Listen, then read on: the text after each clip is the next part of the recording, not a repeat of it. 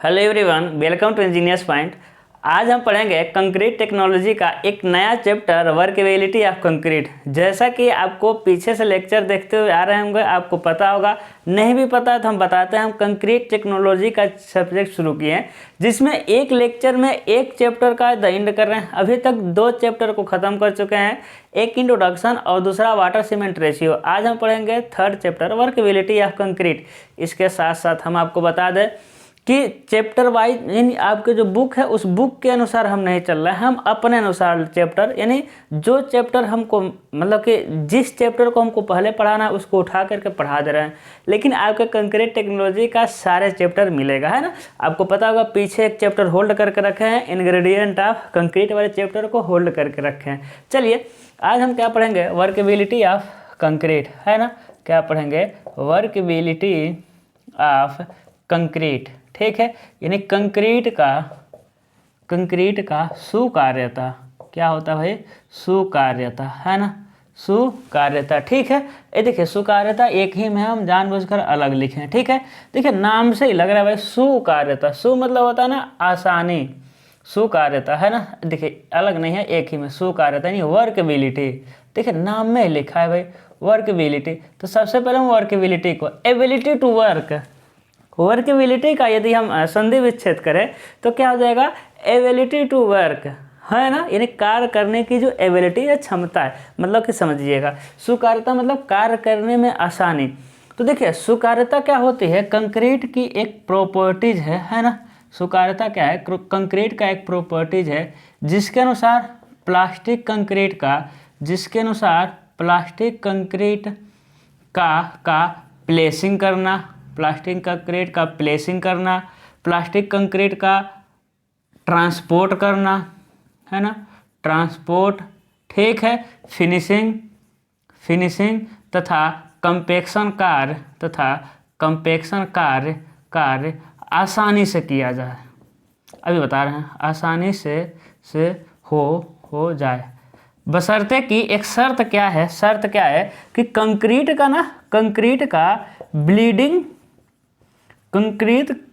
का bleeding and segregation, है ना, सेग्रीगेशन नहीं होना चाहिए। ब्लीडिंग मतलब क्या होता है भाई, निश्रवण, है ना, निश्रवण। और सेग्रीगेशन मतलब क्या होता है, अभी याद नहीं, हमको हिंदी नहीं याद है, ठीक है।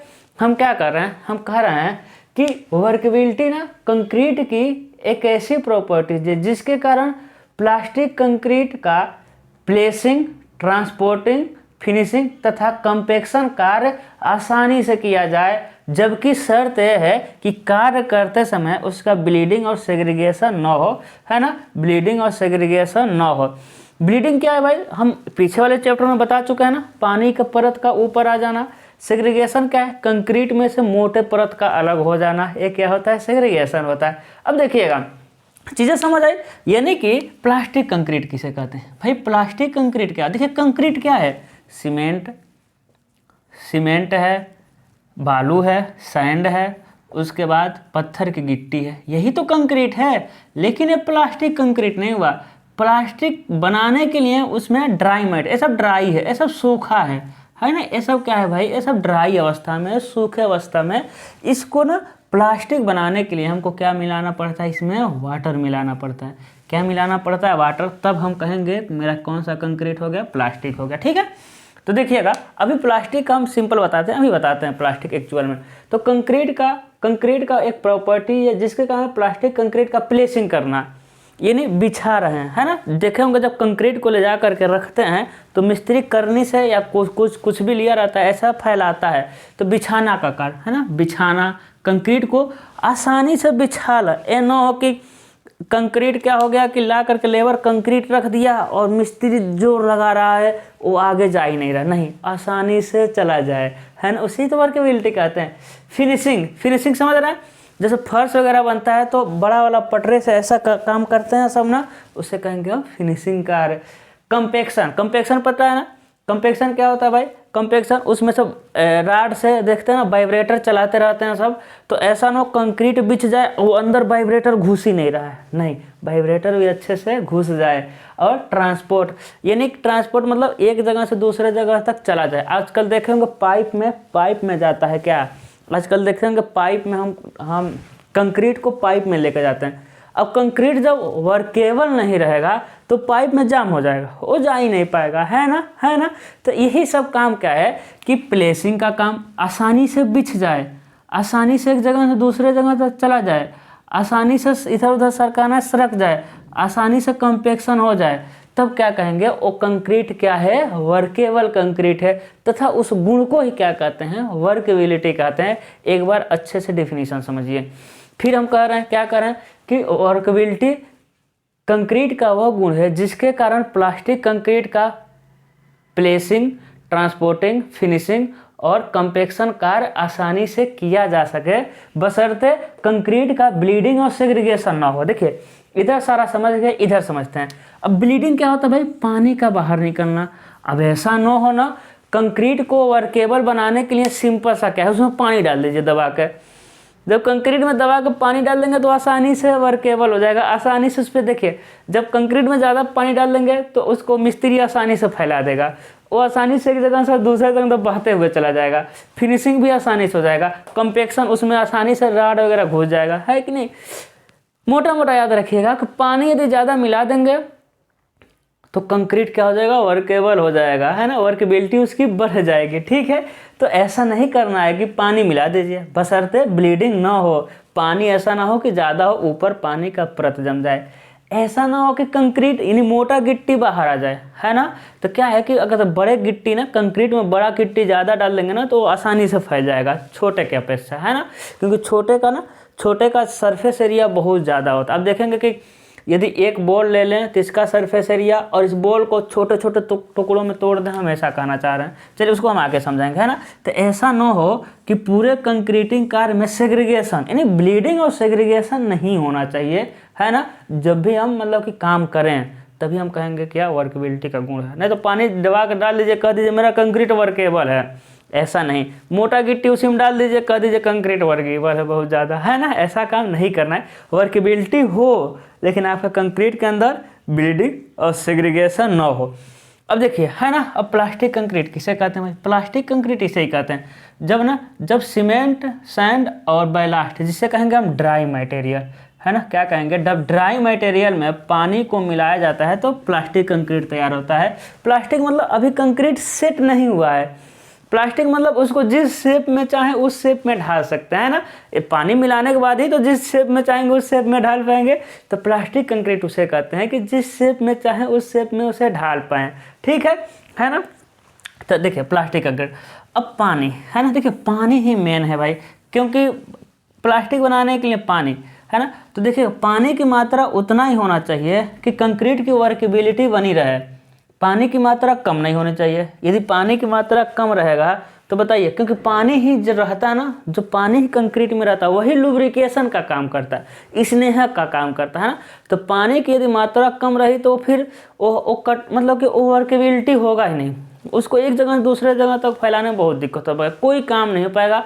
और पानी की मात्रा वैसे कम रहेगा तो कंक्रीट कमज़ोर हो जाएगी, पूरा काम ही होकर क्या करेगा, कंक्रीट कमज़ोर हो जाएगी। पीछे आप पढ़े हैं। तो पानी की मात्रा एक लिमिट में होनी चाहिए, पानी की मात्रा अधिक भी नहीं होनी चाहिए। यदि पानी की मात्रा अधिक हो गई ना तो क्या हो जाएगा, कंक्रीट कमज़ोर हो जाता है। क्योंकि आपको हम बता चुके हैं एक ना एक दिन तो पानी को छोड़ के जाना है, पानी एक ना एक दिन उड़ ही जाएगा, तो क्या हो जाएगा, आपका कंक्रीट कमज़ोर हो जाएगा। तो पानी की मात्रा एक लिमिट में होना चाहिए, न ज़्यादा हो न कम हो। ठीक है, तो ये सिंपल सा रहा क्या आपके वर्केबिलिटी के बारे में थोड़ा सा डिस्क्रिप्शन। तो आ जाएगा वर्केबिलिटी क्या होता है, क्यों ज़रूरी है, तो आप इसको लिख सकते हैं। ठीक है, अगला हम पढ़ेंगे प्रॉपर्टीज ऑफ वर्केबल कंक्रीट। देखिए क्या लिख पढ़ेंगे, अगला टॉपिक प्रॉपर्टीज ऑफ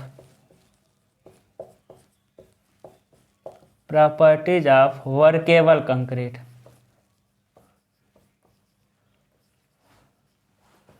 है ना, यानी सुकार कंक्रीट के गुण, सुकार कंक्रीट के गुण। ठीक है ना। क्या हो जाएगा आपका प्रॉपर्टीज ऑफ वर्केबल कंक्रीट। यदि आपका कंक्रीट वर्केबल है, जैसे कि हम कह देंगे कि भाई एक कंक्रीट ले जाओ वर्केबल है, हम कह देंगे एक कंक्रीट ले जाओ मेरे लाल, ये वर्केबल कंक्रीट है। तो अब कैसे पता करेंगे ये वर्केबल है? कहने से तो मान नहीं जाएंगे, उसका कुछ गुण होगा, है ना, उसका कुछ क्या होंगे, गुण होंगे कि आप पता कर पाएंगे कि वर्केबल कंक्रीट है ना। तो पहला गुण क्या होता है बताइए, इजी इन फ्लो। ये क्या होगा आपका, फ्लो में आसानी होगा। भाई यदि कंक्रीट वर्केबल है ना, उसमें पानी की मात्रा लिमिट में है, पर्याप्त मात्रा है, तो बताइए उसको फ्लो करने में क्या होगा, आसानी होगा। यानी उसको किसी भी जगह आसानी से डाल सकते हैं, है कि नहीं। यानी कॉलम है तो कॉलम में देखेंगे सरिया भी रहता है ना, ऐसा ऐसा सरिया, ऐसा ऐसा। यदि वर्केबल कंक्रीट रहेगा ना, तो कॉलम में कंक्रीट डाल करके और थोड़ा सा टच करेंगे तो सभी कोनों तक आसानी से वो पहुंच जाएगा। तो कहेंगे हाँ ये फ्लो में क्या है, इजी है, यानी ये कंक्रीट क्या है, वर्केबल है ना। तो प्रॉपर्टीज ऑफ क्या है, कंक्रीट है कि कंक्रीट क्या होने चाहिए, फ्लो में मतलब क्या होना चाहिए, यानी एक जगह से दूसरे जगह करने में आसानी से चले जाना चाहिए, तथा सभी कोनों तक फर्मा है ना, फर्माबंदी होता है उसके सभी कोनों तक आसानी से पहुंच जाए। ठीक है जी। अगला जो होता है कोहेसिवनेस होता है ना। कोहेसन आपको जानता है, पता है, मैक्सिमम कोहेजननेस है ना। यानी क्या है भाई, जो वर्केबल कंक्रीट रहेगा ना, उसके कोहेजन क्या रहेगा, मैक्सिमम रहेगा। इसका मतलब क्या हुआ, अब देखिए कोहेजन किसे कहते हैं भाई, कोहेजन कहते हैं कि एक ही तरह का मटेरियल का आपस में जुड़े रहना। जैसे पानी को रखेंगे बर्तन में तो उड़ जाता है, नहीं उड़ जाता है, उसके कण आपस में क्या है, अट्रैक्ट किए हुए हैं, एक ही पदार्थ आपस में अट्रैक्ट किए हुए हैं, तो उसे कहते हैं कोहेजन, है ना। एडहेशन क्या कहते हैं, जब अलग अलग पदार्थ अट्रैक्ट किए हों। जैसे शाही को इंक है ना, इंक को मार्कर का इंक बोर्ड पे कैसे रोका है, एडहेसिव को जैसा, है ना। तो कोहेजन क्या होता है, कंक्रीट टेक्नोलॉजी के टर्म में क्या होता है कि कंक्रीट के सभी पदार्थों का आपस में बंधे रहना क्या कहलाता है, कोहेजन कहलाता है ना। तो जो वर्केबल कंक्रीट रहेगा उसमें कोहेजन क्या रहेगा आपका, मैक्सिमम रहेगा। कैसे क्योंकि वर्केबल कंक्रीट में पानी जो रहेगा लिमिट में रहेगा। यदि कम पानी रहेगा तो क्या अच्छे तरह से मेंबर अच्छे से बंध पाएंगे, नहीं। जब पानी की मात्रा कम रहेगी तो सीमेंट के सभी यौगिक रिएक्शन कर नहीं पाएंगे, तो कमज़ोर कंक्रीट हो जाएगा, आपस में अच्छे से नहीं बंध पाएगा। जब पानी की मात्रा अधिक कर देंगे तो वैसे ही कमज़ोर हो जाएगा, आपको पता ही है। तो यदि पानी लिमिट में है, यानी वर्केबल कंक्रीट है, तो मेंबर सभी पदार्थों के बीच क्या रहेगा, अट्रैक्शन क्या रहेगा, मैक्सिमम रहेगा, जिससे आपका मैक्सिमम कोहेजन मिलेगा और कंक्रीट क्या होगा आपका, मजबूत मिलेगा, है ना। आसानी समझ आ रहा है ना। तीसरा क्या होता है आपका, इजी इन कंपेक्शन, है ना। जो वर्केबल कंक्रीट रहेगा ना, उसको कंपेक्शन करना क्या होगा आपका, आसान होगा। उसको कंपेक्शन क्या करना क्या होता है, आसान होता है ना। उसमें जैसे कि बताए हैं कि भाई कंक्रीट में निडिल घुसाएंगे आसानी से घुस जाएगा, या फिर राड से उसको ठोकेंगे तो आसानी से चला जाएगा, है ना। तो क्या होगा, वर्केबल कंक्रीट में क्या होता है कि कंपेक्शन करना क्या होता है, आसान होता है। ठीक है जी। चलिए अगला पढ़ते हैं कि वर्केबिलिटी को प्रभावित करने वाले कारक, है ना, कि वर्केबिलिटी प्रभावित किससे किससे होता है। तो वर्केबिलिटी को प्रभावित करने वाले कारक,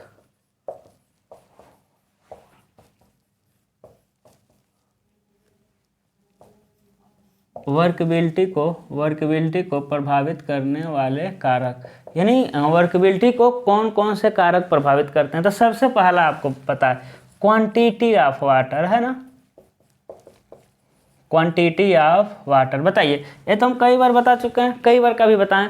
यदि पानी की मात्रा अधिक रहेगी कंक्रीट ज़्यादा वर्केबल रहेगा, यदि पानी की मात्रा कम रहेगी तो कंक्रीट कम वर्केबल रहेगा।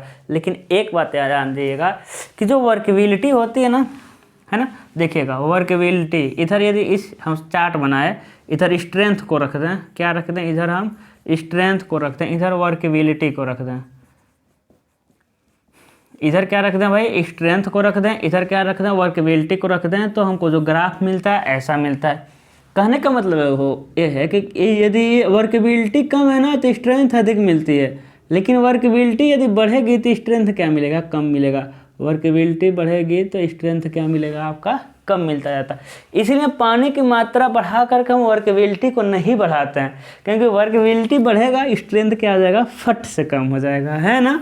ठीक है ना। हाँ जी, अगला देखिएगा, अगला जो होता है वो होता है शेप ऑफ एग्रीगेट। शेप आकृति, है ना, शेप ऑफ एग्रीगेट। एग्रीगेट मतलब होता है भाई मिलावा, मोटा मिलावा की बात कर रहे हैं, है ना। शेप ऑफ कोर्स एग्रीगेट की बात है, या फिर किसी एग्रीगेट का ले लीजिए। जो एग्रीगेट का आकार कैसा भाई, शेप कैसा। अब बताइएगा, हम आपसे पूछ दें, यदि जो हम गिट्टी ले रहे थे सभी गिट्टी क्या हो भाई, सभी गिट्टी गोल आकार का हो, सभी गिट्टी क्या हो आपके गोल आकार का हो, और एक गिट्टी ले रहे हैं जो ऐसे ऐसे आकार का हो। अब बता, हम पूछ दें आपको किसमें वर्केबिलिटी अधिक होगी, किसमें आपका वर्केबिलिटी अधिक होगा, तो कहेंगे सर आसानी से इसको आसानी से फैलाया जा सकता है, यानी गोल आकार के मिलावों की जो सुकारता होती है वो क्या होती है, अधिक होती है। किसके तुलना में, जो फ्लैंकी एग्रीगेट होते हैं, एलोंगेटेड एग्रीगेट होते हैं, है ना, या नुकेले एग्रीगेट होते हैं, उनके तुलना में गोल मिलावों की जो सुकारता होती है वो क्या होती है आपकी, अधिक होती है ना। उसके बाद क्या होता है भाई, साइज। तीसरा क्या मिल जाएगा आपका, साइज ऑफ एग्रीगेट, है ना, साइज ऑफ एग्रीगेट। अब देखिएगा, जब एग्रीगेट का साइज बड़ा होगा ना, साइज बढ़ने पर ना वर्केबिलिटी क्या होती है, वर्केबिलिटी बढ़ जाती है। साइज बढ़ने पर वर्केबिलिटी क्या होती है, बढ़ जाती है। अब कहेंगे कैसे, है ना। अब कहेंगे सर साइज बढ़ने पर वर्केबिलिटी बढ़ेगी कैसे, तो देखिए वो ऐसे बढ़ती है। इतना बड़ा आप एग्रीगेट ले लीजिए, इसका सरफेस एरिया निकालिए, इसका सरफेस एरिया निकालिए, निकालेंगे सरफेस एरिया, और इसी एग्रीगेट को तोड़ दीजिए। देखिए इसी एग्रीगेट को तब तोड़ेंगे, है ना, देखिए यही इतना ही बड़ा एग्रीगेट था, इतना ही बड़ा एग्रीगेट था, यही एग्रीगेट है, या फिर हाँ चलिए यही एग्रीगेट है, दोनों की लंबाई, दोनों का एरिया क्या है, बराबर, है ना, है ना। देखिए दोनों का एरिया क्या कर दिया, बराबर। अब जब इसको तोड़ देंगे ना, देखिए इसको क्या कर देंगे, इसको तोड़ देंगे। जब आप इसको तोड़ेंगे तो देखिएगा इतना सारा एग्रीगेट हुआ भाई, वॉल्यूम दोनों का बराबर है। बस क्या किए हैं, ध्यान दीजिएगा, बस क्या कि इस एग्रीगेट को तोड़ दिया। अब बताइए ये ज़्यादा घर्षण देगा कि नहीं, ये क्या देगा आपका, कम घर्षण देगा, है कि नहीं। ये क्या देगा आपका, कम घर्षण देगा। ये जो लुब्रिकेंट के जगह पर हम पानी भी यूज कर सकते हैं, सीमेंट भी लुब्रिकेंट का काम करता है। अब बताइएगा इसके किनारे किनारे जो लुब्रिकेंट था, अब कितना जगह हमको लुब्रिकेंट लगाना पड़ेगा, है कि नहीं, कितने जगह लुब्रिकेंट लगाना पड़ेगा। इसीलिए जब साइज बड़ा रहता है ना तो उसकी सुकारता क्या होती है, अधिक होती है, और साइज जब छोटे छोटे रहते हैं तो उसकी सुकारता क्या होती है, कम होती है। इसीलिए हम कह रहे थे, इसी बात को हम बताने जा रहे थे शुरू में, कि कंक्रीट का ऐसा नहीं है कि गिट्टी की मोटाई मतलब कि बड़े बड़े आकार की गिट्टी डाल दीजिए कहिए मेरा एग्रीगेट वर्केबल है, नहीं। जब बड़ा गिट्टी रहेगा तो अलग हो जाता है ना, सेग्रीगेशन जिसे कहते हैं, है ना। चौथा क्या हो जाएगा भाई आपका, सरफेस टेक्सचर ऑफ एग्रीगेट, है ना। सरफेस, अब स्पेलिंग देख लीजिएगा, टेक्सचर ऑफ एग्रीगेट, यानी क्या होता है, सतही गठन। हिंदी क्या हो जाएगा आपका, सतही गठन। किसका भाई, मिलावे का सतही गठन। अब देखिए यदि मिलावा का सतही गठन न क्या है कि रंध्र से फ्री है, तो है ना, ये मिलावे का जो सतह क्या है, रंध्र से फ्री है, और एक मिलावा का सतह क्या है भाई, देखिएगा यही इतना ही बड़ा मिलावा है जिसके सतह पर क्या है भाई, जिसके सतह पर रंध्र हैं, जिसके सतह पर रंध्र हैं। हम आपसे पूछ दें, जिसके पूरे सतह पर क्या है, रंध्र हैं, हम आपसे पूछ दें किसकी सुकारता अधिक होगी, तो आपको पता है किसकी होगी भाई, इसकी सुकारता अधिक होगी। इसको आसानी से फैला सकते हैं ना, इसमें रंध्र ज़्यादा है ना, तो एक तो पानी और सीमेंट उसके अंदर घुसेंगे, लुब्रिकेंट्स की कमी आएगी, और फिर जब उसका घर्षण भी तो ज़्यादा लगेगा जब रंध्र ज़्यादा है ना, तो यह हो जाएगा सतही गठन। यदि क्या है, एग्रीगेट का सतह क्या है, रंध्र फ्री है, रंध्र से मुक्त है, तो उसकी सुकारता अधिक मिलती है। यदि एग्रीगेट का सतह क्या है, रंध्र युक्त है, तो उसकी सुकारता क्या मिलती है, कम मिलती है। ठीक है। पांचवा हो जाएगा आपका time and temperature. Time and temperature, देखिए जिसकी हिंदी की जरूरत पड़ेगी हम लिख देंगे, हमको मैक्सिमम हिंदी आता है, ठीक है ना, है ना। सरफेस टेक्सचर की जरूरत पड़ा हम लिख देंगे, लेकिन देखिए शेप और साइज और क्वांटिटी की जरूरत नहीं है ना, ठीक है। वाटर का हिंदी थोड़ी लिखना है, ठीक है। तो टाइम एंड टेम्परेचर, अब देखिए टाइम का भी फर्क पड़ता है भाई। जब पानी मिलाएंगे, जब पानी मिलाएंगे तो पानी मिलाते ही उसका काम शुरू हो जाता है, और जितना टाइम लगाएंगे बताइए उतने पानी उड़ेगा कि नहीं वाष्प बन के, है ना। जितना आप टाइम लगाएंगे उतना ही पानी क्या होगा, वाष्प बन के उड़ता जाएगा। अतः हम कह सकते हैं कि टाइम के बीतने के साथ साथ कंक्रीट की वर्केबिलिटी घटती जाएगी। टाइम के बीतने के साथ साथ कंक्रीट की वर्केबिलिटी क्या होती है, घटती जाती है। और टेम्परेचर के बढ़ने के साथ तब भी वर्केबिलिटी घटेगी, इसीलिए दोनों को एक साथ ले लिया गया है, क्योंकि दोनों में भाप बन के उड़ेगा ही उड़ेगा, क्योंकि जैसे जैसे टाइम बीतेगा वो भाप बन के उड़ेगा। यदि जहाँ कंक्रीटिंग वर्क कर रहे हैं वहाँ के टेम्परेचर अधिक है, तो बताइए अधिक टेम्परेचर है तो जल्दी भाप बन के उड़ेगा, है ना। तो टाइम बीतने पर और टाइम अधिक होने पर और टेम्परेचर अधिक होने पर कंक्रीट की स्वीकार्यता क्या होती जाती है, कम होती जाती है। क्या होती जाती है आपकी, कम होती जाती है। ठीक है, छठा हो जाएगा आपका, छठा क्या हो जाएगा अभी, हाँ ग्रेड, अभी याद है तो फिर भूल गए, ग्रेडिंग ऑफ कंक्रीट। अब ग्रेडिंग क्या होता है भाई, ग्रेडिंग क्या होता है ना। अब देखिएगा ग्रेडिंग दो तरह से होता है ना, कई तरह से होता है, हम उतना बताएंगे जितना आपको समझ आए। एक होता है आपका वेल ग्रेडेड, क्या होता है मेरे लाल, एक होता है आपका वेल ग्रेडेड, दूसरा होता है पुअरली ग्रेडेड, पुअरली ग्रेडेड, है ना, वेल ग्रेडेड, है ना। इसे कहते हैं सुवर्गीय, इसे क्या कहते हैं, सुवर्गीय, इसे कहते हैं कुवर्गीय। अब देखिएगा, है ना, कुवर्गीय सुवर्गीय। जो वेल ग्रेडेड होता है ना, वेल ग्रेडेड होता है, हम कहते हैं आपको, हम कहते हैं कि जिस हम रूम में है, हम रूम में है तो वो तो आप देख नहीं रहे, अब जिस रूम में है, अब जिस रूम में है उस रूम को भरिए, हम आपको फुटबॉल दे देंगे, फुटबॉल समझते हैं ना, है ना, फुटबॉल, हम आपको फुटबॉल दे देंगे, कहेंगे कि आप जिस रूम में है उस रूम को भरिए, एक भी मतलब कि एकदम गैप नहीं होना चाहिए। तो बताइए क्या फुटबॉल रख के रूम को भर पाएंगे, नहीं भर पाएंगे, दो फुटबॉलों के बीच में गैप बच ही जाएगा, है ना, दो फुटबॉलों के बीच में देखिए, ये फुटबॉल देखिए अलग अलग तरह का हम फुटबॉल रख रहे हैं, है कि नहीं। तो फुटबॉलों के बीच में बताइए जगह बचेगा कि नहीं बचेगा, फुटबॉलों के बीच में क्या बचेगा आपका, जगह बच जाएगा। अपने रूम को अच्छे तरह से नहीं भर सकते, लेकिन हम कहते हैं अपने रूम को भरिए, हम फुटबॉल दे दें आपको, हम फुटबॉल दे दिए, है कि नहीं, फुटबॉल दे दें, फिर क्या दे दें आपको हम, फिर हम जो वो होता है भाई जिससे वो खेला जाता है क्रिकेट दे दें, क्रिकेट वाला। अब देखिए अब बड़े के बीच में क्रिकेट वाला बॉल घुस जाएगा कि नहीं घुस जाएगा, हम आपको इस तरह का छोटा वाला बॉल दे दें, है ना, अब इसके बीच में एक घुस जाएगा कि नहीं घुस जाएगा। अब बताइए एक पूरे घर को, अपने पूरे रूम को एकदम बिना खाली स्थान का भर सकते हैं, क्योंकि बड़े वाले के बीच में छोटा वाला बाल, उस छोटे वाले के बीच में उस छोटा वाला, उसके बीच में उसके छोटा वाला बाल को भर देंगे। यानी हम सीधा सीधा ये कहना चाहते हैं कि यदि आपके कंक्रीट में जो मिलावा है ना, सभी साइज के मिलावे उपस्थित हैं, सभी साइज है ना, सभी छोटे से लेकर बड़े तक के सभी साइज के मिलावे उपलब्ध हैं, तो उसे कहते हैं वेल ग्रेडेड। क्या कहते हैं, वेल ग्रेडेड। यदि सभी साइज के मिलावे उपलब्ध नहीं है तो उसे कहते हैं हम लोग पुअरली ग्रेडेड। यदि आप कंक्रीटिंग करते समय यदि सभी साइज के मिलावे उपस्थित रहेंगे, वेल ग्रेडेड रहेगा, तो उसकी स्वीकार्यता क्या होती है, अच्छी होती है। यदि कंक्रीटिंग कार्य करते समय सभी साइज के कण मिलावा उपस्थित नहीं तो उसकी स्वीकार्यता क्या मिलती है, कम मिलती है कि नहीं। अच्छा टॉपिक है ना। फिर सतवां आ जाएगा आपका एडमिक्सचर, है ना, एडमिक्सचर, यूज ऑफ एडमिक्सचर लिख सकते हैं ना, यूज ऑफ एडमिक्सचर, यानी यूज ऑफ एडमिक्सचर लिख सकते हैं, ठीक है। अब एडमिक्सचर क्या होता है देखिएगा, हम शुरू से आपको बताते हुए आ रहे हैं कि कंक्रीट किसे कहते हैं, सीमेंट, बालू, गिट्टी का पानी के साथ मिश्रण, है ना। लेकिन सीमेंट, बालू, गिट्टी, पानी के अलावा कुछ भी उसमें डाल दिया जाए वो क्या है आपका, एडमिक्सचर है ना। सीमेंट, बालू, गिट्टी और पानी के अलावा आप देखे होंगे कभी कभी डॉक्टर फिक्सिड डाला जाता है ना। अब देखेंगे किसी और तरह का केमिकल डाला जाता है सीलन रोकने के लिए। अब देखेंगे किसी और तरह का केमिकल डाला जाएगा छड़ का कोरोजन को रोकने के लिए। यानी सीमेंट, बालू, गिट्टी और पानी के अलावा कंक्रीट में जो भी डालेंगे उसे क्या कहेंगे, एडमिक्सचर। एडमिक्सचर का हिंदी क्या होता है भाई, अधिमिश्रण, ऐसा कह सकते हैं, अधिमिश्रण, है ना, अधिमिश्रण, ठीक है ना। अधिमिश्रण का प्रयोग करके तो एक आता है विंसेल रेजिन, आता है विंसेल रेजिन नाम होता है।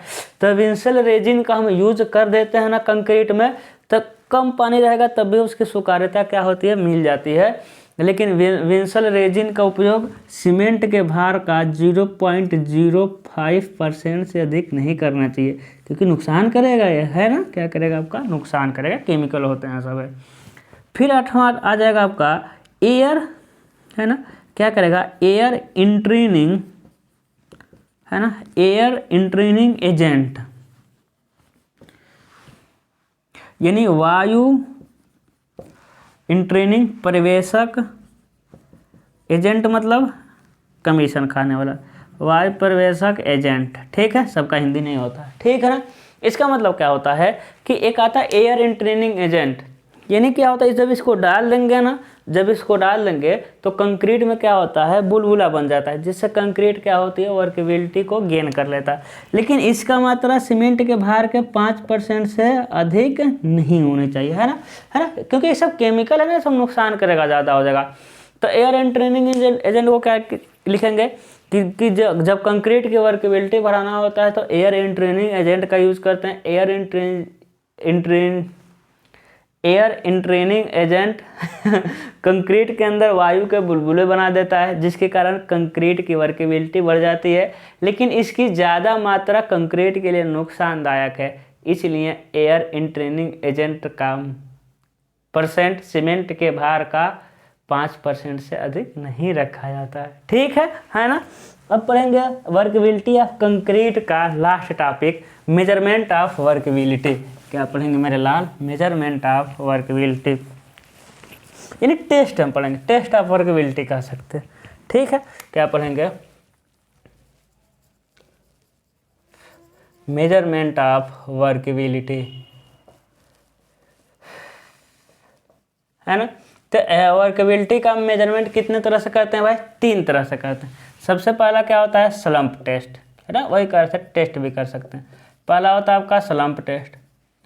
दूसरा क्या होता है भाई, दूसरा होता है कंपैक्शन फैक्टर, है ना, इसको बाद में पढ़ेंगे, हाँ अभी लिख दे रहे हैं। पहला क्या होता है आपका स्लम्प टेस्ट, दूसरा कंपैक्शन फैक्टर, तीसरा वीवी कंसोलिडोमीटर, है ना, थोड़ा इंक डाल ले, क्या होता है आपका वीवी कंसोलिडोमीटर।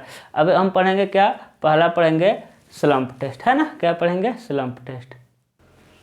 चलिए सबसे पहले स्लम्प टेस्ट को पढ़ लेते हैं। देखिए स्लम्प टेस्ट क्या होता है ना, सबसे मतलब कि आसान मेथड होता है। अब टेस्ट करने के हम कभी बताया ना, 3 मेथड तो कई होते हैं, आपके आता 3 ही है, चलिए हम 4 बता देंगे, ठीक है ना, 3 ही आता है, इम्पोर्टेंट है। देखिएगा स्लम्प टेस्ट क्या होता है, ये फील्ड में भी हो सकता है, और कहाँ हो सकता है भाई, ये फील्ड में भी हो सकता है, और कहाँ हो सकता है आपका लैब में भी हो सकता है। ये सबसे सिंपल मेथड होता है, इस मेथड का ज़्यादा यूज़ करते हैं। हाँ, इस मेथड का यूज़ क्या करते हैं, ज़्यादा करते हैं, बहुत आसान होता है। इसमें एक संकुच छिन्नक लेते हैं, है ना, इंस्ट्रूमेंट, 2 इंस्ट्रूमेंट ही होता है।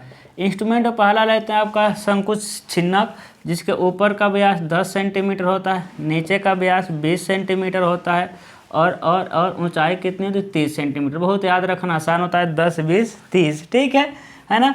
उसके बाद दूसरा होता है टेम्पिंग रॉड, यानी ठोकनी छड़, है ना, ऐसा कहते होता है, टेम्पिंग रॉड होता है, ठीक है ना।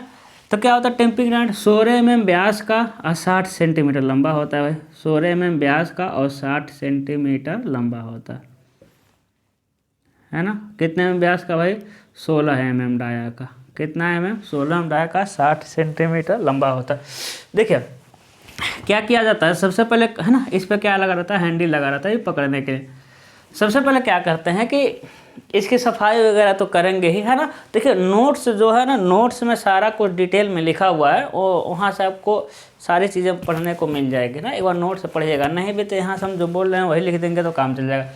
सबसे पहले क्या करते हैं, इसका प्रक्रिया क्या है, सैंपल क्या लेते हैं भाई, है ना, अलग अलग जगह से क्या, इसके लिए सैंपल क्या लेंगे, अलग अलग जगह, जब गिट्टी रखा ना, गिट्टी ऐसा नहीं एक ही जगह से गिट्टी उठा करके बना देंगे, है ना, थोड़ा गिट्टी यहाँ से लेंगे, थोड़ा उस जगह से लेंगे, थोड़ा इस जगह से लेंगे, है ना, अलग अलग जगह से सैंपल को ले करके और मिला करके इसमें भरते हैं। भरने से पहले इसको अच्छे से साफ कर देना चाहिए और अंदर तेल और ग्रीस लगा देना चाहिए, जिससे कि कंक्रीट सटे ना हो उससे, ठीक है। उसके बाद कंक्रीट को ना इसमें भरते हैं 3 परत में, 3 समान परतों में। कितने परत में? समान परतों में। हाँ देखिए, एक परत भरेंगे और इस छड़ से 25 बार अच्छे से उसका कंपेक्शन करेंगे। फिर थोड़ा सा ऊपर का खुरच देंगे, है ना, तब क्योंकि ऊपर वाला डालेंगे तभी तो दोनों अच्छे से बैठ पाएगा, नहीं तो एकदम प्लेन रहेगा तो बॉन्डिंग नहीं बनाएगा। थोड़ा खुरच देंगे, दूसरा परत भर देंगे, फिर इसको 25 बार ठोकेंगे, फिर थोड़ा सा खुरच देंगे, फिर परत भर देंगे, ठोकेंगे, और ऊपर का फालतू कंक्रीट को क्या कर लेंगे, हम निकाल लेंगे, साफ कर लेंगे। कुछ नहीं करना है इसको ना, इसको एक प्लेट पर रखे रहेंगे। अब प्लेट भी एकदम साफ़ सुथरा होना चाहिए, है ना, स्टील का प्लेट ले लीजिए, कांच का प्लेट ले लीजिए। एक प्लेट के ऊपर इसको रखे रहते हैं पहले से ही, नीचे पहले से ही प्लेट है और इसके ऊपर कंक्रीट भर दिए। उसका हंडी से क्या करेंगे, हंडी से धीरे से क्या करेंगे, उसको उठा लेंगे। जब उठाएंगे ना तो देखिएगा 3 तरह का आपको मिलता है। एक क्या मिलता है कि भाई 3 तरह का आपका क्या मिलता है, स्लम्प मिलता है। देखिए, ये हो जाएगा आपका सांचा, एक क्या हो जाएगा आपका सांचा हो जाएगा, ठीक है। तो एक मिलेगा आपका ऐसा, इतना भी नहीं, ऐसा, इसे कहते हैं ट्रू स्लम्प। इसे क्या कहते हैं, ट्रू स्लम्प कहते हैं। एक ठीक है, ऐसा मिल रहा है तो क्या है, ठीक है। दूसरा क्या मिलता है भाई, दूसरा मिलता है शियर स्लम्प, है ना। दूसरा क्या मिलता है आपका, शियर स्लम्प मिलता है ऐसा। इसे क्या कहते हैं, देखिए स्लम्प मतलब यही वाला है, यही क्या हो जाएगा आपका स्लम्प, शियर स्लम्प, है ना। इसी को मेजर करते हैं, इसी को मेजर करते हैं। जब एक कंक्रीट गिर गया रहता है तो भाई देखिए इसकी ऊंचाई तो आपको पता ही रहती है, इसी की ऊंचाई मेजर करते हैं, कितना घटा लेते हैं, कितना मेरा स्लम्प का मान कितना है। स्लम्प का मान बहुत ज़्यादा है, यानी वर्केबिलिटी ज़्यादा है। जैसे इसके बाद एक जो आता है उसे कहते हैं कोलैप्स। देखिए ये जो डॉटर बना रहे हैं ना, यही है संकुचिनक है। एक आता है कोलैप्स स्लम्प, देखिए ऐसा गिर जाता है, तो इसे क्या कहते हैं हम लोग, देखिए ज़्यादा स्लम्प हो गया, है ना। देखिए स्लम्प का मान क्या हो गया, ज़्यादा हो गया। तो इसे देखिए, इसे कहते हैं शियर स्लम्प। ट्रू स्लम्प देखे थे, इसे कहते हैं कोलैप्स स्लम्प। ये क्या हो गया भाई, पूरा कोलैप्स ही हो गया। तो जितना ज़्यादा स्लम्प का मान आएगा वो क्या होगा आपका, उतना ही ज़्यादा वर्केबिलिटी उसकी रहेगी। तभी तो ज़्यादा गिर गया भाई, तभी क्या हो गया आपका, ज़्यादा गिर गया, ठीक है। देखिए जो दूसरा इसका टेस्ट होता है, दूसरा उसे क्या नाम है, कंपेक्शन फैक्टर टेस्ट। क्या नाम है उसका, कंपेक्शन फैक्टर टेस्ट, ठीक है, कंपेक्शन फैक्टर टेस्ट, ठीक है। और एक बात याद रखिएगा, ये जो स्लम्प टेस्ट होता है ना, इसमें जो एग्रीगेट कोर्स एग्रीगेट है, कोर्स एग्रीगेट का जो मैक्सिमम साइज होना चाहिए वो 38 mm होना चाहिए। जो कोर्स एग्रीगेट का मैक्सिमम साइज होना चाहिए कितना mm होना चाहिए आपका, 38 mm से अधिक नहीं होना चाहिए। ये ना जेईई के एग्जाम में सारे क्वेश्चन आते हैं, इसमें देखिए कितना क्वेश्चन बन जाएगा। पहला क्वेश्चन बन नहीं जाएगा, बना है, पहला क्वेश्चन बनेगा जेईई के एग्जाम में कि स्लम्प टेस्ट कहाँ कहाँ कर सकते हैं। तो आप कहेंगे सर स्लम्प टेस्ट लैब में भी कर देंगे, और कहाँ करेंगे, लैब में भी और फील्ड में भी, ठीक है।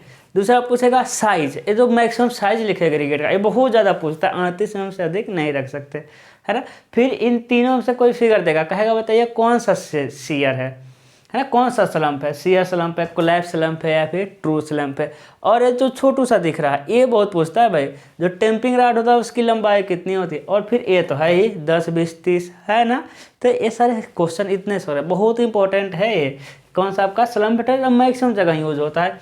उसके बाद आता है कंपेक्शन फैक्टर टेस्ट। अब देखिए कंपेक्शन फैक्टर में बहुत मतलब कि देखिएगा इसमें क्या करते हैं भाई, एक बहुत बड़ा ऐसा लकड़ी का बना रहता है, फिर इसके ऊपर क्या रखे रहते हैं हम लोग, इसके ऊपर देखिएगा, इसके ऊपर है ना, हम चलिए यहाँ रख दें, इसके ऊपर ऐसे, इसमें भी संकुचिनक का रहता है, संकुचिनक आकार का क्या रहता है, इसमें भी संकुचिनक आकार का क्या रहता है, बना रहता है, ठीक है ना। ये क्या रहता है, इस पर रखा रहता है अच्छे से। फिर 20.3 सेंटीमीटर बाद एक और बना रहता है, ठीक है ना। बाद क्या रहेगा भाई, एक और बना रहेगा, देखिए एक और बना दिए, है कि नहीं, एक और बना दिए। फिर क्या, फिर 20.3 सेंटीमीटर बाद, फिर क्या, फिर 20.3 सेंटीमीटर बाद क्या रखेंगे, एक हम रख देते हैं सिलेंडर। क्या रख देते हैं हम लोग, सिलेंडर रख देते हैं, ठीक है। क्या रखेंगे, सिलेंडर। देखिएगा ऐसा पूरा हम अरेंजमेंट किए रहते हैं। ये सारा क्वेश्चन ना आता है मेरे लाल, आता है कितना साइज कितना रहेगा, ठीक है। जैसे इसीलिए हम लोगों का पूरा रटा हुआ है, ऊपर का साइज कितना आता है 25.4 सेंटीमीटर। हम सेंटीमीटर नहीं लिखेंगे, समझिएगा। ऊपर का साइज 25.4 ये रहता है, नीचे का साइज कितना रहता है 12.7 रहता है, ठीक है। फिर इससे एक क्या होता है, 12 से जब अधिक होता आता है 22.4 आता है, और फिर नीचे वाला 12.7 आ जाएगा, और नीचे वाला इससे अधिक होता है तो 15.2 होता है। और इसी तरह हम याद किए हुए हैं, तो 15 का दुगुना हो जाएगा 35.4 ऊंचा। ये सिलेंडर है, ये क्या है भाई, इस सिलेंडर है, ये क्या है आपका सिलेंडर। अरे दोनों शंकु छिन्न का आकार का कह सकते हैं, ठीक है। ऊंचाई इसकी अधिक होती है, इसकी होती है 27.9 सेंटीमीटर, है ना, 27.9, और ये क्या होता है आपका 22.9 सेंटीमीटर क्या होता है ऊंचाई। इसे हॉपर कहते हैं, हॉपर ए, हॉपर बी, और ये सिलेंडर है, ठीक है। अब देखिए क्या किया जाता है। वाह, थोड़ा सा नहीं दिखाई दे रहा ना, वेट ए मिनट, है ना। देखिए हम स्पीड में बनाते जा रहे थे, इधर दिखाई नहीं दे रहा था, दिखाई दे दिया ना, ठीक है। एक प्लेटफार्म पर टिका रहा था, है ना, देखिएगा यहाँ। अब देखिए सबसे पहले क्या करते हैं ना, इसमें भी एक टेम्पिंग रॉड रहता है, टेम्पिंग रॉड यही वाला इसमें यूज करेंगे, ठीक है। ये इंस्ट्रूमेंट हो जाएंगे, इसमें 2 इंस्ट्रूमेंट हो जाएंगे, है ना। इसका फार्मूला क्या होता है, कंपेक्शन फैक्टर इक्वल टू आंशिक कुटाई का कंक्रीट का भार, आंशिक कुटाई कंक्रीट का भार, कंक्रीट का भार अपान में पूर्ण कुटाई के कंक्रीट का भार, पूर्ण कुटाई के कंक्रीट का भार, पूर्ण कुटाई के कंक्रीट का भार। वाह, बहुत जान देना, हम पढ़ाते वक्त ना हमको कभी गुस्सा नहीं लगता है, बस तभी लगता है कब, अभी जब हुआ काम। कंपेक्शन फैक्टर निकाले थे, नीचे जब लिख देंगे जब ऊपर लिख देंगे, बहुत गुस्सा लगता है हमको, ठीक है ना, बाकी कभी नहीं लगता। आंशिक कुटाई के कंक्रीट का भार, आंशिक कुटाई के, अभी हम समझा रहे हैं, परेशान नहीं होना है, कंक्रीट का भार अपान में पूर्ण कुटाई के कंक्रीट का भार, पूर्ण कुटाई के कंक्रीट का भार। अब आंशिक कुटाई पूर्ण कुटाई क्या है, देखिएगा, आंशिक कुटाई कंक्रीट का भार और पूर्ण कुटाई कंक्रीट का भार। आंशिक कुटाई पूर्ण कुटाई क्या है, ध्यान दीजिए। सबसे पहले कंक्रीट को क्या करेंगे, इसके ऊपर डाल देंगे, कंक्रीट को इसमें डालेंगे, इसमें डालने के बाद ना यही लगा रहता है, एक प्लेट की तरह लग जाता है। धान कुटाने गए ना आप लोग, धान कुटाने देखेंगे पूरा ऊपर से ना, ऊपर से धान डाल देगा, फिर थोड़ा सा प्लेट खिसकाएगा, धीरे धीरे धान गिरता रहता है ना, चावल जैसे बनता है। तो क्या करते हैं, इसमें भर देंगे कंक्रीट को और इधर खींच देंगे, तो पूरा इसमें से कहाँ गिर जाएगा, इसमें गिर जाएगा। यदि इसमें कुछ सटा वटा भी रहेगा ना, तो क्या करेंगे, टेम्पिंग रॉड से क्या करते हैं, उसको हम टेम्पिंग रॉड से क्या करते हैं भाई, उसको गिरा देते हैं, भाई तुम जाओ, तुम्हारा यहाँ कोई काम नहीं, तुम नीचे जाओ। फिर जब यहाँ आता है कंक्रीट और अच्छे से बैठ जाता है, मतलब रुक जाता है थोड़ा देर, फिर यहाँ वाले को भी क्या करते हैं, यहाँ वाले प्लेट को खींच देते हैं, फिर इसमें से किस में गिर जाएगा, ये इसमें गिर जाएगा, इसमें गिर जाएगा। यदि सिलेंडर को ऊपर आता है तो उसे फालतू में फेंक देते हैं, मतलब सिलेंडर भरा हो, सिलेंडर क्या हो, भरा हो, ठीक है। इसके ऊपर आता है तो उसे क्या करते हैं हम लोग, फालतू में फेंक देते हैं सिलेंडर को ऊपर, बस यहीं तक का कंक्रीट लेते हैं, अंदर है। तो बताइए ये ऊपर से गिरते हुए आ रहा है, तो आंशिक कुटाई हो रहा है। क्या अच्छे से आप इसे टेम्पिंग रॉड से थोड़ी ठोक के भर रहे हैं, नहीं, ये क्या हो रहा है, आपका आंशिक कुटाई हो रहा है। तो क्या कर देंगे, ये हो जाएगा आंशिक कुटाई का भार, ठीक है। आंशिक कुटाई का भार समझ जाएगा, नीचे गिरा, इसी को तोड़ लेंगे कंक्रीट को। अब फिर क्या करेंगे, उसी कंक्रीट को इस सिलेंडर में ना अच्छे से कई परतों में ठोक के भरेंगे, वही ना, है ना, 3 परतों में, है ना, कितने परतों में, 3 परतों में अच्छे से क्या करेंगे भाई, हम 25-25 बार, कहाँ गए, हाँ 25-25 बार इससे क्या करेंगे, ठोक करके भरेंगे। देखिए जब आंशिक कुटाई का भार आया था तो ये आंशिक कुटाई का था, फिर जब उसको ठोक के भरेंगे तो ज़्यादा कंक्रीट होगा कि नहीं होगा, ज़्यादा उसमें कंक्रीट आएगा, तो इस क्या हो जाएगा आपका, इसे कहेंगे पूर्ण कुटाई का भार। आंशिक कुटाई और पूर्ण कुटाई का भार हो जाएगा। कंपेक्शन फैक्टर का मान हमेशा 1 से कम ही होगा, क्योंकि ये ऊपर वाला हमेशा कम भार रहेगा भाई। अच्छे से जब कूट के पूर्ण कुटाई करके जब इसमें भरेंगे तो क्या हो जाएगा आपका, अधिक ही आएगा, है ना, ठीक है। अगला क्या हो जाएगा आपका, फ्लो टेस्ट। अगला क्या हम पढ़ेंगे, फ्लो टेस्ट। देखिए फ्लो टेस्ट बहुत आसान टॉपिक है भाई। फ्लो टेस्ट क्या है, बहुत ही इजी है। फ्लो मतलब बहाव परीक्षण। हम जो कह रहे थे 3 ही तरह का होता है, फ्लो टेस्ट इंपॉर्टेंट नहीं है, ठीक है। अब देखिए फ्लो टेस्ट मतलब क्या होता है, फ्लो टेस्ट मतलब क्या होता है, बहाव परीक्षण होता है, ठीक है। देखिए उस फिर वही लेंगे, वही क्या लेंगे भाई, वही छिन्नक लेंगे। ये हो जाएगा आपका 12 सेंटीमीटर, नहीं ऊंचाई हो जाएगा आपका, देखिए ये हो जाएगा आपका 25 सेंटीमीटर, ठीक है ना। ये हो जाएगा आपका 12 सेंटीमीटर, ये हमको याद नहीं है भाई, सही बताएं तो, ठीक है। अब क्या करना है, क्योंकि कम इम्पोर्टेंट हम पहले ही बोल दिए है ना, तो दिक्कत है, कम इम्पोर्टेंट हो गया तो हम भी नहीं पढ़े हैं, तभी तो कम इम्पोर्टेंट है भाई, नहीं तो हम पढ़े होते, ठीक है ना। देखिएगा, ठीक है। अब देखिए फ्लो टेस्ट में क्या होता है ना, एक होता है, देखिए है ना, देखिए एक 12 होता है, एक 17 होता है। अब कौन 12 होता है कौन 17 होता है थोड़ा एक बार चेक कर लीजिएगा, लेकिन हमको याद है ऊंचाई कम ही होता है, ठीक है, इतना याद है। तो एक 12 हो जाएगा, एक 17 हो जाएगा, सेंटीमीटर में है, ठीक है ना। लेकिन हम एक क्रॉस चेक कर रहे हैं, एक बार क्रॉस चेक कर लीजिएगा, ठीक है, इसकी ऊंचाई कम होती है। अब क्या कर रहे हैं हम, हाँ एक क्या होता है, एक टेबल होता है भाई, एक क्या होता है, एक टेबल होता है, देखिए ऐसा टेबल, और इसमें क्या होता है, घूमने वाला होता है, ऐसा क्या होता है, इसमें घूमने वाला होता है, और ऐसा व्यवस्था हुआ रहता है, ऐसा व्यवस्था हुआ रहता है। यहाँ हंडी से क्या करते हैं, जब इसको एक प्लेटफार्म है, एक क्या है मेरे लाल, ये है प्लेटफार्म, एक क्या है, प्लेटफार्म है। जब इसमें हंडी डाल के जब घुमाते हैं ना, ऐसा घुमाते हैं, है ना, जब इसको घुमाएंगे तो एक क्या होता है, ये ऊपर नीचे, इसको कैसे, इसमें हंडी डाल करके जब ऐसे घुमाएंगे तो एक कैसे होगा, ये तो दिखाई दे रहा है ना, एक कैसे होगा आपका, ऊपर नीचे, है ना, ऊपर नीचे। अब क्या करते हैं, इसको लाते हैं एकदम इसका सेंटर में रखते हैं, इसको ला दिए एकदम सेंटर में रख दिए, और इसमें कंक्रीट को क्या करते हैं, दो परतों में, है ना, ज़्यादा नहीं, 12 सेंटीमीटर है ना ऊँचा, है ना, 2 परतों में भर देते हैं, 25, एक परत भरेंगे, 25 बार ठोकेंगे, फिर ऊपर का थोड़ा सा खुरचेंगे, फिर क्या करेंगे हम, ठोकेंगे, 2 बराबर परतों में भर देते हैं, और फिर क्या करते हैं, धीरे से इसको उठा करके निकाल देते हैं। अब बचेगा सिर्फ क्या, कंक्रीट। अब क्या बचेगा भाई, कंक्रीट। अब क्या होता है, हैंडल को ना हम घुमाते हैं, हैंडल को क्या करते हैं, हम घुमाते हैं, कितनी बार, इतनी बार घुमाते हैं कि 12 बार उठे गिरे, वर्टिकली कितनी, 15 बार, कितनी बार उठे गिरे भाई, 15 बार उठे गिरे।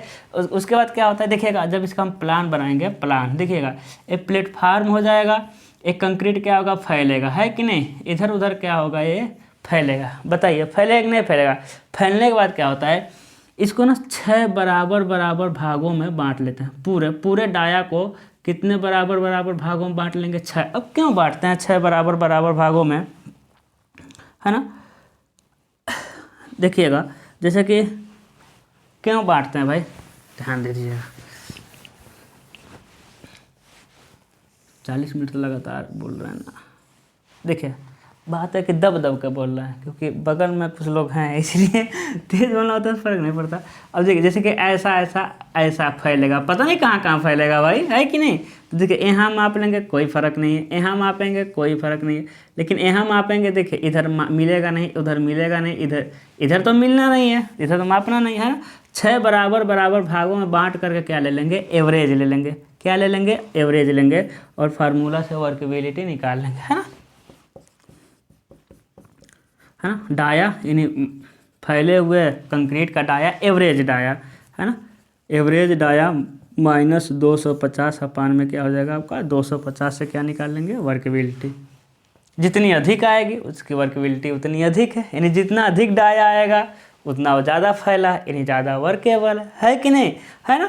ठीक है, अब हम क्या पढ़ेंगे, लास्ट वाला पढ़ेंगे, क्या, वीवी कंसोलिडोमीटर टेस्ट। अब हम पढ़ेंगे लास्ट वाला, है ना, चौथा, वीवी कंसिस्टोमीटर टेस्ट। देखिएगा, है ना, वीवी कंसिस्टोमीटर टेस्ट, वीवी कंसिस्टोमीटर टेस्ट, ध्यान दीजिएगा। अब देखिए वीवी कंसिस्टोमीटर टेस्ट क्या होता है, समझिएगा। वीवी कंसिस्टोमीटर टेस्ट ये थोड़ा सा ना कॉम्प्लिकेटेड होता है, कैसे बताएं, जैसे देखिएगा, समझिए एक क्या रहता है, मशीन रहता है, एक क्या हो गया, मशीन, एक कौन सा मशीन भाई, वाइब्रेटर, क्या है भाई, वाइब्रेटर मशीन, यानी क्या करता है, ए वाइब्रेट करता है, क्या करता है, वाइब्रेट करता है, ठीक है। इसके ऊपर ना देखिए एक क्या है, एकदम प्लेन रहता है, एकदम समतल है, ठीक है भाई, प्लेन हो गया। इसके ऊपर क्या करते हैं, एक बड़ा सा ना, देखिए इसके ऊपर एक बड़ा सा क्या है, एक सिलेंड्रिकल मतलब कि बेलनाकार है ना, क्या है आपका, बेलनाकार आकार का। और है ना, समझ गए, यानी क्या है, इसके ऊपर रखा हुआ है भाई, इस वाइब्रेटर मशीन के ऊपर रखा हुआ है बेलनाकार। इसके अंदर, इस बेलन के अंदर ना वही वाला जो स्लम्प वाला है ना, स्लम्प वाला रखे, इस बेलन के अंदर स्लम्प वाला रखे हैं, है ना, 10 20 30 वाला, नहीं उल्टा नहीं भाई, है ना, इसके अंदर क्या रखे हैं, बेलन वाला रखे हैं, 10 20 30 वाला, याद है आपको, बेलनाकार वाला 10 20 30 वाला, है ना, जो स्लम्प टेस्ट था, स्लम्प टेस्ट के तो ये नहीं समझिएगा। सबसे पहले बेलन है, बेलन है, ठीक है। मशीन वाइब्रेटर मशीन के ऊपर बेलन रहता है, और बेलन के ऊपर क्या रहता है, ये देखिए, बेलन के ऊपर रखे हैं बेलन के अंदर रखे हैं स्लम्प टेस्ट वाला इंस्ट्रूमेंट, है ना, स्लम्प टेस्ट वाला इंस्ट्रूमेंट रखे हैं। अब क्या करते हैं, जो सेम स्लम्प टेस्ट वाला, इसमें क्या करते हैं, कंक्रीट को भरते हैं, इसमें क्या करते हैं, कंक्रीट को भरते हैं। स्लम्प टेस्ट में कंक्रीट को भरे हैं, किस में भरे हैं भाई, देखिए किस में कंक्रीट को भरे हैं, स्लम्प टेस्ट में भरे हैं, स्लम्प टेस्ट में कंक्रीट को। उसके बाद क्या करते हैं, स्लम्प टेस्ट को हटा लेते हैं। जब स्लम्प टेस्ट को हटा लेंगे तो बताइए क्या बचेगा, जब स्लम्प टेस्ट को हटा लेंगे तो क्या बचेगा, बताइए, सिर्फ क्या बचेगा भाई, कंक्रीट बचेगा, सिर्फ क्या बचेगा आपका, कंक्रीट बचेगा कि नहीं बचेगा, ऐसे ही खड़ा रहेगा कंक्रीट, क्योंकि स्लम्प वाला जो संकुच छिन्नक था उसको निकाल लिए। उसके बाद वाइब्रेटर को क्या कर देते हैं, ऑन करते हैं, और जैसे वाइब्रेटर को ऑन करते हैं, स्टॉप वॉच को देख लेते हैं भाई।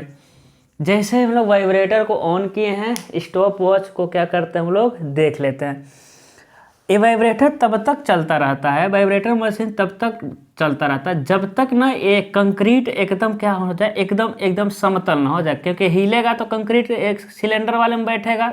जब कंक्रीट एकदम समतल हो जाती है, क्या करते हैं, वाइब्रेटर मशीन को बंद करते हैं, और टाइम को क्या कर लेते हैं हम लोग, नोट कर लेते हैं।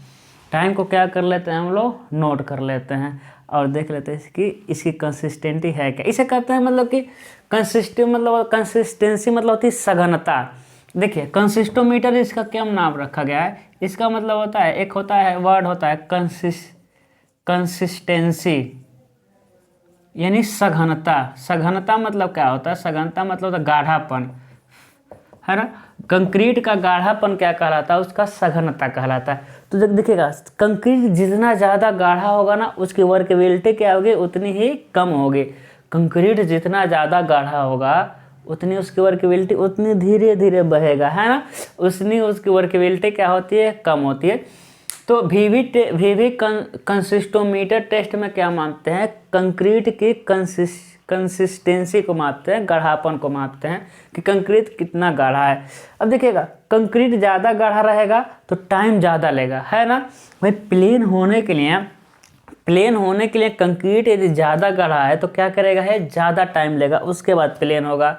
और ये बहुत ज़्यादा ऐसा नहीं 1 मिनट लेता है, नहीं, 1 मिनट के अंदर ये प्लेन हो जाता है। 85 सेकेंड, 65 सेकेंड, है ना, 25 सेकेंड, 30 सेकेंड, इतने सेकेंड में ही प्लेन हो जाता है। ऐसा नहीं 1 मिनट 2 मिनट लेता है, नहीं, है ना।